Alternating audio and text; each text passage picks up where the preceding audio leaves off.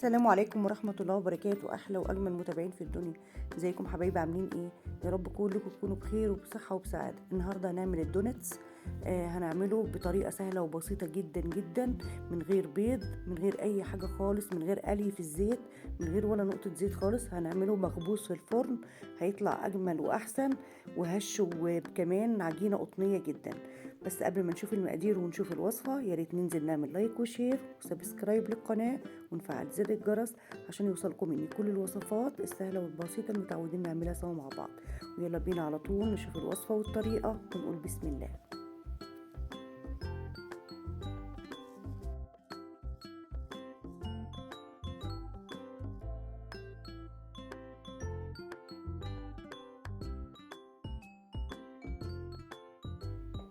لوصفتنا الحلوة دي هنحتاج نص كيلو من الدقيق أو 500 جرام من الدقيق متعدد الاستخدام.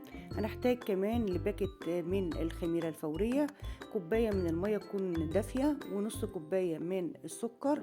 وكمان هنحتاج لربع كوباية من الزيت، ربع كوباية من السمنة أو معلقتين كبار من السمنة، وذرة ملح وفانيليا بودر، لأن الفانيليا السايبة طبعا بتغير طعم الدوناتس خالص. ودي المقادير بتاعتنا كلها مقادير سهلة وبسيطة ومتوفرة في كل مطبخ. ويلا بينا على طول نبدأ ونشتغل في العجان بتاعنا. هننزل الأول بالخميرة بتاعتنا عشان نشوف التست بتاعها ونجربها ونتأكد ان هي نشطة ولا لا. نزلنا بباكت الخميرة عليها نص كوباية من السكر، وزي ما قلت لكم سكر بودر او سكر اللي هو الحبيبات عادي خالص. ونزلنا كمان بربع كوبايه من اللبن، ممكن نستخدم ميه بس انا حاولت ان انا اعمل مزيج من اللبن والميه. طبعا اللبن بيكون دافي عشان ينشط لي الخميره، وهتاكد ان الخميره هتدوب تماما مع السكر بالشكل اللي انتوا شايفينه ده عشان تتنشط معايا، واشوف اذا كانت يعني خميره كويسه ولا لا. طبعا لو انا متاكده من الخميره بتاعتي بضيف على طول الدقيق على الخميره وبشتغل عادي خالص. انا هنا بدات اشوف اللي هي الفقاعات بتاعه الخميره، فاتاكدت اللي هي طبعا خميره نشطه. دوبت السكر خالص لغايه لما اختفى مع اللبن ومع الميه. بدات انزل بالربع كوبايه من الزيت، وبدات انزل كمان باللي هي ذره الفانيليا. وقلت لكم هنا بنستخدم في الدوناتس الخميره الفانيليا اللي هي تكون بودر احسن من اللي هي السايبه. وبدات انزل بمعلقه كبيره من الخل، ده برضو بينشط لي الخميره وبينشط لي العجينه وبيديها تست حلو قوي. بقلب كل المكونات السايله دي زي ما انتم شايفين كده لغايه لما اتاكدت ان السكر ما عادش له اي اثر. بدات انزل بقى بال 500 جرام من الدقيق، طبعا متعدد الاستخدام والنخلاء، وحط عليه ذره الملح. وهبتدي بقى واحده واحده كده بالميه لغايه لما نوصل لقوام العجينه اللي احنا هنشوفها دلوقتي. زي ما انتوا شايفين واحدة واحدة بعمله على هادي كده، على اللي هو أول درجة في العجان. وطبعا ممكن أعجنه بإيديا بكل سهولة، بس طبعا عارفين إن إيديا تعباني، فأنا دايما بستخدم العجان. هقلب كويس قوي لغاية لما يندمج الدقيق مع الخميرة ومع المواد اللي احنا ضفناها معاه.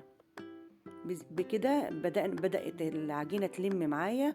طبعا لسه عجينة يابسة جامدة، طبعا أنا عايزاها عجينة تكون بتلزق في الإيد عشان تطلع معايا هشة وخفيفة بالشكل اللي انتوا شايفينه. أنا بضيف شوية مية بشوية مية صغيرين، والمية تكون دافية زي ما قلت عشان أوصل لعجينة هشة قطنية ناجحة معايا 100%. بدأت كده أنزل بالعجان وأعجن على إيدي حوالي 7 دقايق ل9 دقايق عشان تديني العجينة اللي أنا حباها واللي أنا وريها لكم دلوقتي قوام. شايفين العجينة بتلزق في إيديا إزاي؟ هو ده اللي أنا عايزاه، هو ده اللي أنا عايزاه. تلزيق العجينة ده بيدينا نتيجة حلوة قوي في أي مخبوزات من المخبوزات اللي احنا بنعملها. خلاص بدأت تلزق معايا كده. هبتدي انزل بالربع كوباية من السمنة. بدأت نلاقي العجينة بدأت تسيب معانا تاني خالص. ما تقلقوش خالص ولا تقولوا مثلا نضيف دقيق او اي حاجة، احنا مش هنضيف لها دقيق ولا اي حاجة. هي هتبتدي تلم معانا تاني عادي خالص خالص. اياكم ان انتوا تضيفوا دقيق او تقولوا مثلا ده العجينه سابت مننا او كده، لا هي بتعمل كده يعني، ده الطبيعي. يعني لما بنضيف لها اي ماده دهنيه بتعمل معانا كده او تفك او تقطع معانا، ما تقلقوش هترجع تاني نلاقيها لمت معانا وبقت شايفين عامله ازاي.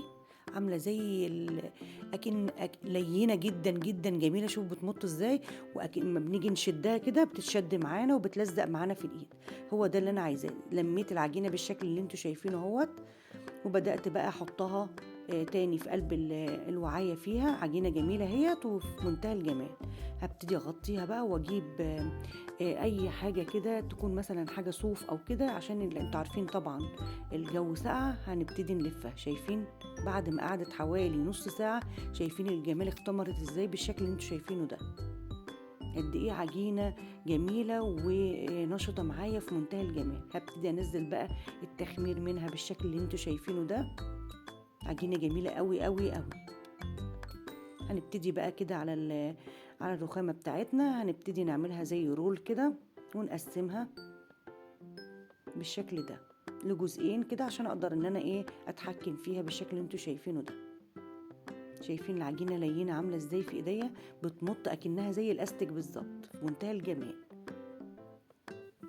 المقادير دي مظبوطه جدا جدا جدا، وهتطلع معايا الدوناتس بطريقه هشه وجميله. هتشوفوه زي ما شفتوه كده معايا في بدايه الفيديو. هبتدي اقطع كده على قد قد ليمونه كده، قطع على قد الليمونه الليمونه الكبيره كده، قطع العجينه على قدها كده، واحاول ان انا اخليها كلها قد بعضها عشان تطلع معايا متساويه. وعلى الرخامه كده، وهبتدي ادورها، وبعد كده المها كده زي السره واكورها تاني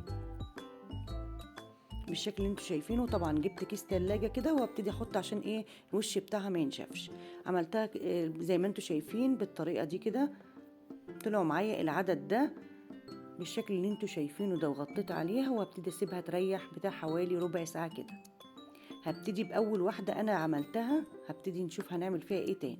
هبتدي اجيبها برضو كده وابططها بالشكل ده، وهبتدي المها تاني. اللمه اللي انا بعملها دي والطريقه دي بتخليها مورقه جدا وهشه جدا من جوه اول ما ابتدي اخبزها او كده. وهبتدي احطها تاني، وبنفس الطريقه هبتدي برضو اجيب واحده واحده بالشكل اللي انتوا شايفينه ده، بططها والمها تاني زي السره. دي بتديني التوريقه وما بتبقاش مكتومه معايا اول ما بخبزها بالشكل اللي انتوا شايفينه ده.